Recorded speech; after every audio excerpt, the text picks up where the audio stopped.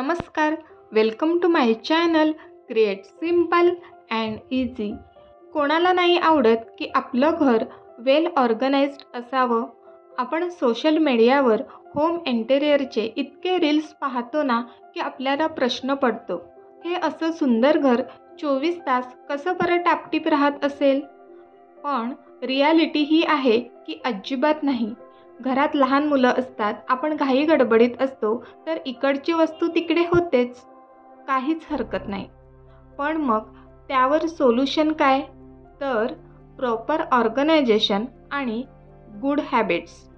आपण स्वतःला अशा काही सवयी लावून घेतल्या तर मग घरात पसारा झालेला असू दे किंवा घराची साफसफाई करायची असो, आपल्याला त्या गोष्टींचा ताण येत नाही आणि आपण आनंदाने ही सर्व कामे करतो. जसं की मी गेले कित्येक महिने अशी नोटपॅड यूज करते. यामुळे माझ्या कितीतरी गोष्टी सॉर्ट आऊट होतात.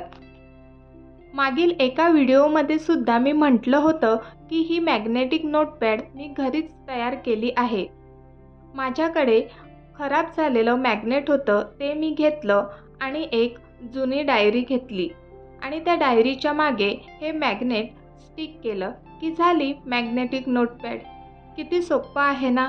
तुमच्याकडे पण असं जुनं मॅग्नेट असेल तर तुम्ही नक्की ट्राय करा. आणि हे मॅग्नेट आपण पुन्हा पुन्हा रियूज करू शकतो. डायरी संपली का ते मॅग्नेट काढायचं आणि दुसऱ्या डायरीला चिटकवायचं. आणि डायरी हलकी असावी, खूप वजन असू नये, नाहीतर ती फ्रीजला किंवा लोखंडी कपाटाला व्यवस्थित चिटकत नाही, खाली सरकत येते. मी यावर महत्त्वाची कामे, ग्रॉसरी लिस्ट, क्लिनिंगसाठी टू डू लिस्ट किंवा यूट्यूब रिलेटेड काही विषय मला आठवले तर मी पटकन त्यावर नोट डाऊन करते. आणि खूपच इम्पॉर्टंट असेल तर तेच पेज मी लक्ष जाईल अशा ठिकाणी मॅग्नेटच्या मदतीने स्टिक करते. आणि माझा एक्सपिरियन्स असा सांगतो की आपण लिहिलेली कामे ही वेळेत पूर्ण होतातच.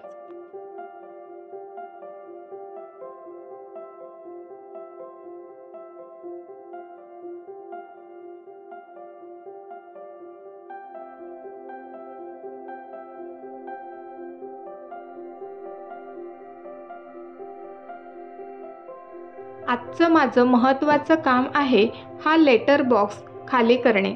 आम्ही यामध्ये लेटर्स, बिल्स किंवा रिसिप्ट ठेवतो आणि हा बॉक्स भरला की रिकामा करतो.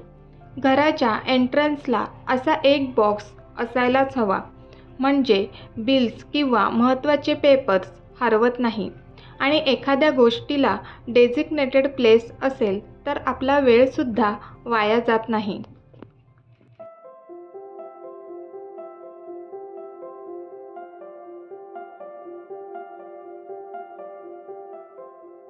आता या लेटर बॉक्समधील पेपर सॉर्ट केले आहेत आणि यामधील बिल्स आणि वॉरंटी कार्ड मी त्यांच्या जागी ठेवणार आहे.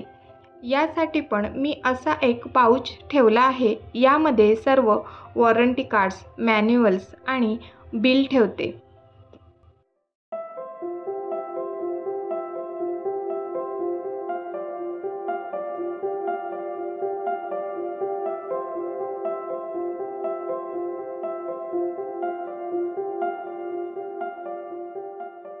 तसेच अशा प्रकारचा पाऊच किंवा फोल्डरसुद्धा वॉर्डरोबच्या डोअरला स्टिक करून यामध्ये पेपर किंवा रिसिप्ट ठेवू शकतो. Next, make a routine. Recently me weekly cleaning routine follow करत आहे and it's amazing work. Number 1, एकतर गोंधळ होत नाही की हे कधी करू नि ते कधी करू. Number 2, save time.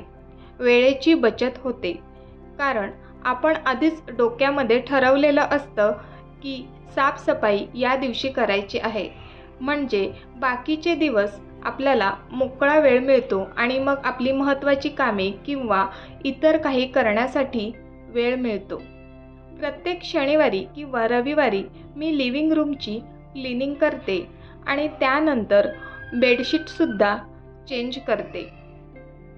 Weekly cleaning routine आता सेट झालं आहे, त्याचप्रमाणे मंथली क्लिनिंग रुटीनसुद्धा मी सेट करणार आहे. यामुळे घर अजूनच नीटनेटकं आणि टापटीप राहण्यास मदत होईलच, त्यासोबतच मला अजून एक्स्ट्रा वेळसुद्धा मिळेल.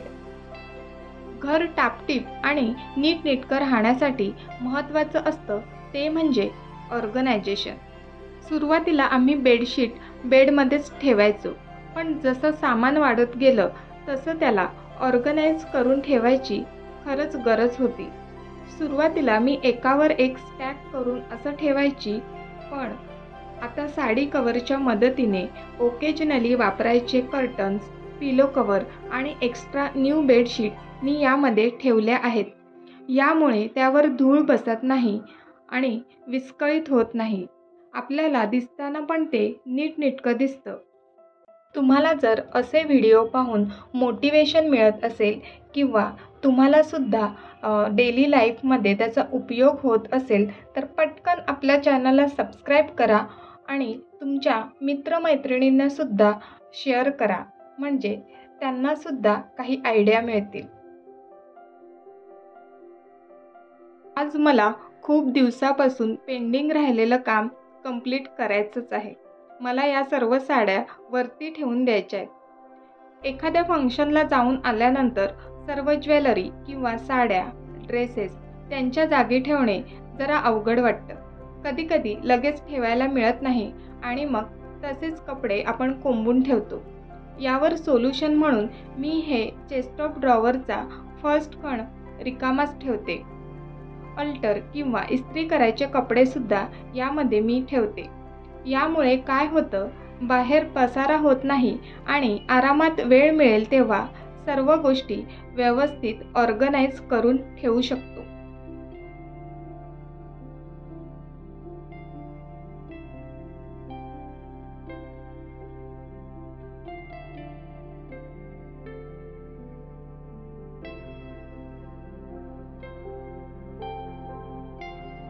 दुपारचं जेवण झाल्यानंतर वेळ होतं म्हणून पुन्हा थोडंसं क्लिनिंग करायचं ठरवलं. इझी क्लिनिंग करायचं असेल तर शक्य होतील त्या ठिकाणी ऑर्गनायझर यूज करायला हवेत. Easy to access, easy to clean and also time saving. ऑर्गनायझरमुळे लिक्विड पदार्थ त्यामध्ये ठेवलं म्हणजे लोणचं किंवा मध असेल तर तो सांडलं किंवा स्प्लिट झालं तरी ती जागा खराब होत नाही. तसेच एखादी स्पेस क्लीन करताना प्रत्येक छोटी छोटी वस्तू उचलून ते क्लीन करणं खूप हेक्टिक होतं, परंतु बास्केट किंवा ऑर्गनायझर उचलून क्लीन करणं कितीतरी सोपं पडतं आणि ती जागा ऑर्गनाईज सुद्धा राहते.